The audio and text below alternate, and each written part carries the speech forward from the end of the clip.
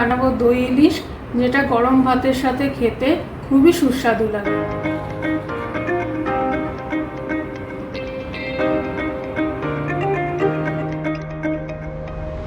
তার জন্য মাছগুলোকে আগে নুন হলুদ মাখিয়ে নেব।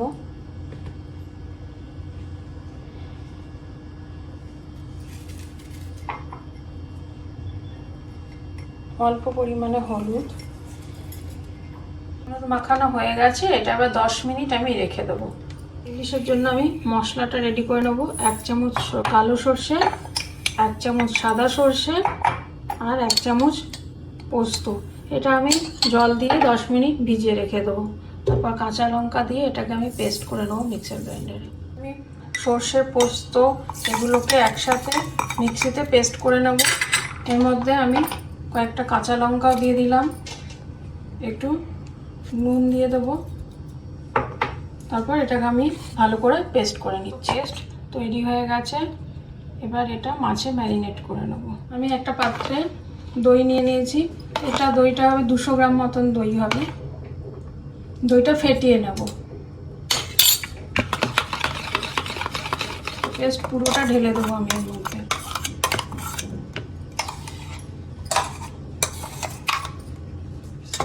এবার এটা আমি ভালো করে মিশিয়ে নেব।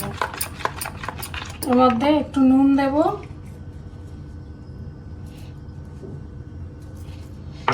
একটু সামান্য হলুদ দেব,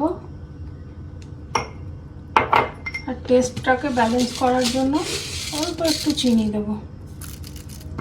এবার এটা ভালো করে মিশিয়ে নেব।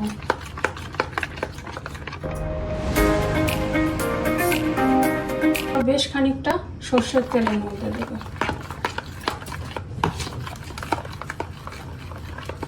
মিশ্রণটা আমার তৈরি হয়ে গেছে। এবার আমি মাছগুলো এর মধ্যে দিয়ে দেবো এক এক করে।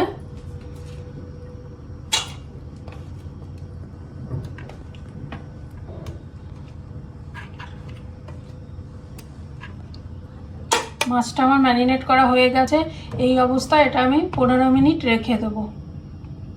আমি একটা কড়াই নিয়েছি, এর মধ্যে আমি একটা স্ট্যান্ড বসিয়ে দেবো। এর উপর টিফিন বক্সটা পড়ছে। এবার আমি এতে কিছুটা জল দিয়ে দিলাম। এবার জলটা ফুটতে থাকুক। 10 মিনিট হয়ে গেছে। এবার আমি মাছটা এরকম একটা টিফিন বক্সে ঢেলে দেবো পুরোটা।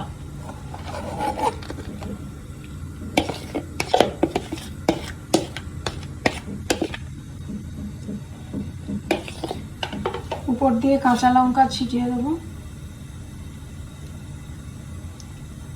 এবার ঢাকা দিয়ে বসিয়ে দেবো। এটা ফুটে গেছে। আমি টিফিন বক্সটা এখানে রেখে দেবো।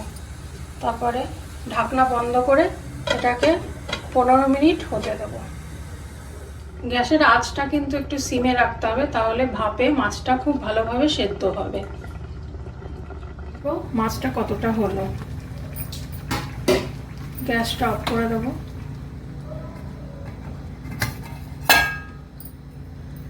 এই যে মাছটা আমার হয়ে গেছে, পুরোপুরি খাওয়ার জন্য তৈরি মাছটা।